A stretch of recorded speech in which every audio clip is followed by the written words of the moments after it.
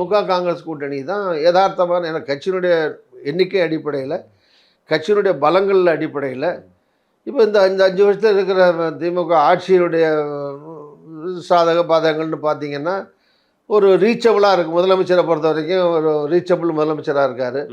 இப்போ ஜெயலலிதா அவர்கள் கடைசி காலங்கள்லாம் பார்த்தீங்கன்னா உடம்பு சரியில்லாமல் போய் அவங்களால எங்கே போக முடியல.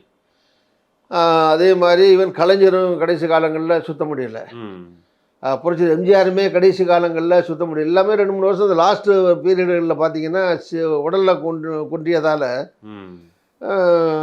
சுத்த முடியலை. ஆனால் சமீப காலங்களில் அதிகமாக வந்து மாவட்டங்கள் ரீதியாக அங்கங்கே போக, மக்களை சந்திக்க, சுற்றுப்பயணம் போக இருக்கிற முதலமைச்சராக இருக்கிறவர் வந்து அப்கோர்ஸ் தமிழ்நாடு முதலமைச்சர் ஸ்டாலின் அவர்கள் அதிகமான சுற்றுப்பயணங்களை மேற்கொண்டு மாவட்டமாக போயிட்டுருக்காரு. வர அட்லீஸ்ட் எங்காவது ஒரு மாவட்டத்துக்கு போகிறாரு, மக்களை 4 கிலோமீட்டர் 3 கிலோமீட்டர் நடக்கிறாரு, மக்களை நேரடியாக போய் சந்திக்கிறாரு.